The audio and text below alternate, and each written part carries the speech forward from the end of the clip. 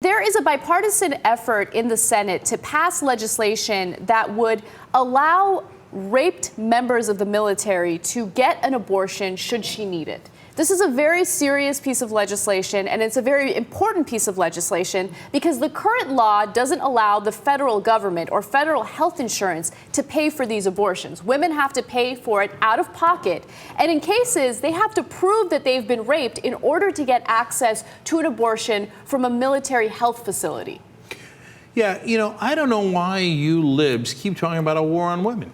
I don't know where you got that idea from. I mean, Anna, you must have told the Republicans to be against women who've been raped in the military, right? You made them do that, right?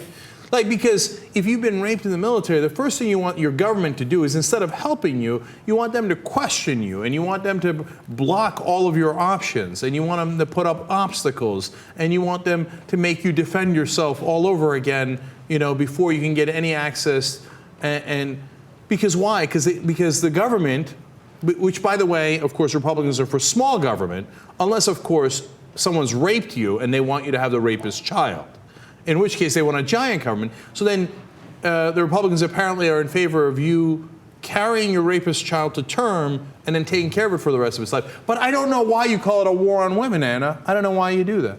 Now, I want to be fair to the Republicans in the Senate, because in the Senate, you really do see a bipartisan effort to pass this, and I give them tremendous credit. Senator John McCain is one of those senators, Senator Scott Brown, and they see that you don't want to be a complete jackbag, as Ben Mankiewicz would say, and deny women this kind of coverage. Remember, federal employees have access to this kind of abortion if they get raped. So why is it that members of our military don't have access to it? Now, when it comes to the House, all of a sudden the GOP is saying, no, we're not going to pass that. We have no interest in passing that. And that's where I get angry. Okay? So again, based on the law that is currently in place, if a woman does decide to get an abortion, she will have to pay for it out of her own money. And if she can't prove she was raped, which is difficult before an investigation is completed, she may have to look for services off base, which can be dangerous or impossible in many parts of the world. Now, keep in mind, a lot of these people are abroad.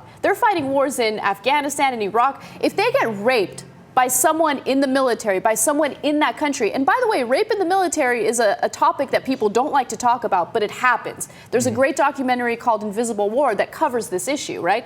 If they get raped and they get pregnant as a result, and they're in Afghanistan or they're in Iraq, and they don't have access to the health facilities that the military has set up for them, what are they going to do? And by the way, if you got to go through the whole procedure of trying to prove that you, in fact, were a victim, that's going to take a while. And afterwards, they might say, oh, no, too late. Now you're in your second trimester or third trimester, or whatever it might be. Sorry, no, now you can't have an abortion for different reasons. Look, I try to think of what I would do if I was in their position in all these stories, right? On one side and then the other side.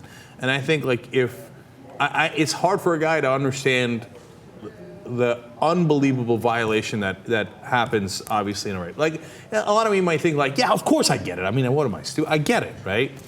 But if that happens to you, and then the violation continues because you are pregnant, and you can't wait to get that out of your system, it's in your body, and then the government is going to come and tell you what you can and cannot do. And if you can't, if they're going to pay for it, if they're not going to pay for it, and you're stuck in the middle of Afghanistan, and you were trying to serve your country, etc. I mean, the rage I would have would be untold. Think about this for a second. And this is one of the best points that I've ever heard in my life. And it was made by John Iadarola, okay?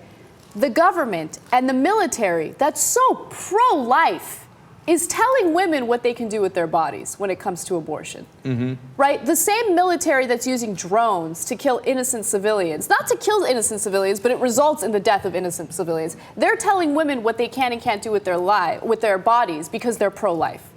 How ironic is that? No, that's a terrific irony. The U.S. military, we're pro-life, unless we just killed you. So we're in the killing business. They teach them to be killing machines. But when it comes to a woman in the services, if they've been raped, well, then all of a sudden they're pro-life. Don't prance around talking about how you support our troops when this is happening. Right.